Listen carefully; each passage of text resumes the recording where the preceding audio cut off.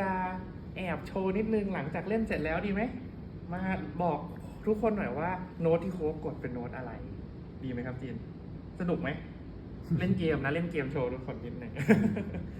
ขอเสียงปรบมือให้กับจีนนะครับ